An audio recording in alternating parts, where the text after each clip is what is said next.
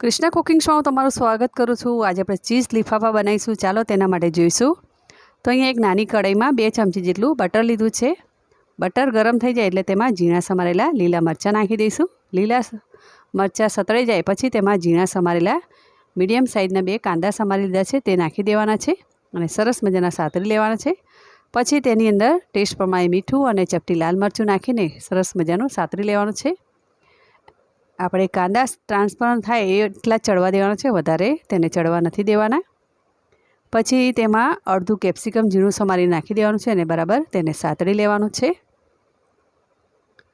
પછી અહીંયા મેં એક રોટલી વણી લીધી છે। ઘઉંના લોટની રોટલી છે જે મેં પહેલેથી બાંધીને તૈયાર રાખ્યો હતો। પછી રોટલી વણ્યા પછી તેની પર ઘી લગાવી દેવાનું છે, ઘી આખી રોટલી પર। પછી તેની પર સ્ટફિંગ મૂકી દેવાનું છે અને પછી તેના પર એક પ્રોસેસ ચીઝ છીણી લેવાનું છે, આખું ક્યુબ। પછી તેની પર ચાટ મસાલો નાખી દેવાનો।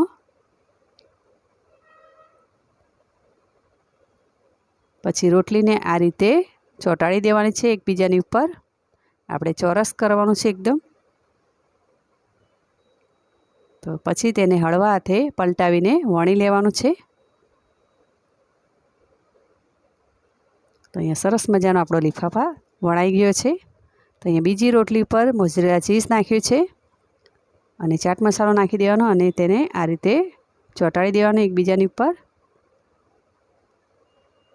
તમારી પાસે જે ચીઝ અવેલેબલ હોય તે નાખવું।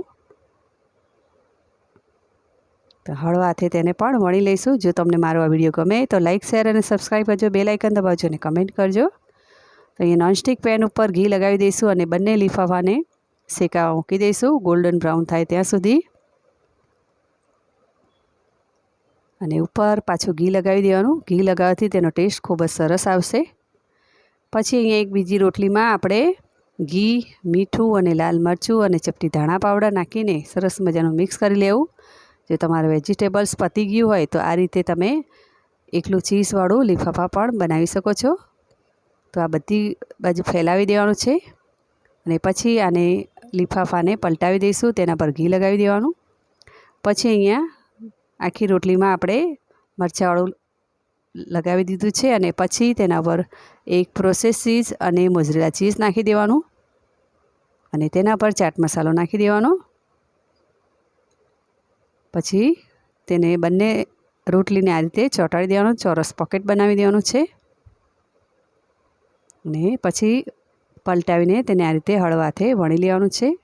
જો તમે મારા વિડીયોમાં નવા હો તો પ્લીઝ મારી ચેનલને સબસ્ક્રાઈબ કરવું અને બેલ આઇકન જરૂરથી દબાવવું જેથી તમે મારા નવા વિડીયોઝ પણ જોઈ શકો।